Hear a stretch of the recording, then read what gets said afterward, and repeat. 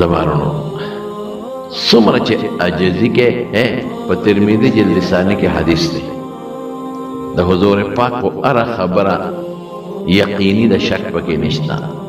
بے قسمه به موږ منو او په دریو څیزونو رسول الله مبارک قسم خوړلی دی یو یې په دې قسم خوړلی دی چې څوک عاجزي کوي نو الله به ولا لویي ورکوي څومره چې ځان عاجزه کوي چې کله تکلیف کې شوې او دا مونځ مونږ ولې کوو په دې مونځ کې چې دا سر الله ته عاجزي دی دا ټیټېدل رکوع دا عاجزي دی دا تندې په ځمکه کې ښودل دا عاجزي دی د استغفار چې ته وایې الله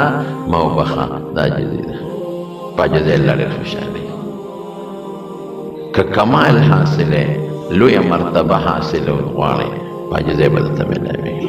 او چې کبر کې کبر نو ذلیل کېږي به رسوا کېږي نو د مانو په خبرو کې به عاجزي کوئ دا د ټولو پیغمبرانو صفت دی عاجزه خبرې کوئ که د کبر نه په تلو کې عاجزي کوئ په مجلس کې عاجزي کوئ ځان د خلکو نه کم حسابوئ ځان د خلکو نه لوی مه حسابوئ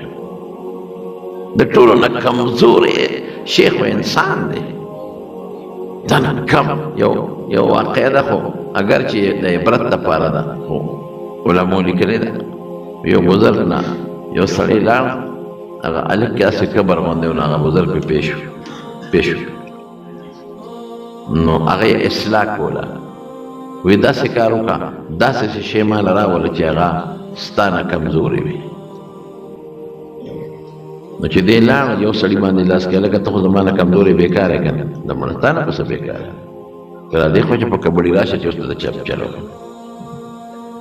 چې یو له بته بل له بته بل له شام ځان ته کمزورې نه وي اخره کېړه کې سوچ وکړو چې دا خو واقعي ما ته خو دا کمزورې ښکاري هر سړی ځان ته کمزورې زمانه نه وایي نو یو اودسماتې پروت و وچې پچې نو په ټیکري راواغېستې وي دا خو کمزورې شی دی ما ته خو پیر صاحب سړی یې یاد کړی وي ځان نه کمزورې شی راوړه بس دا یو شی کمزوری دی چې دا غلاظت دی او دا پچې دي چوټې دي چې هغې راوچته کړه وي الله پاک ورته هغه ګویا کړه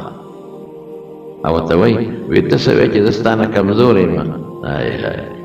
زه د غنم دانه وم ښه د غنم دانه وم او تا څونه په عزت زه یوړم نو په پټي کې دې وکرله نو اوبه به دې راته اچولې سره به دې اچوله نو لویه شو نو بیا دې لو کړم نو بیا دې غوبل کړم نو بیا دې کور ته یوړم نو بیا دې صفا کړم نو بیا دې جرندې له یوړم نو اوړه دې کړم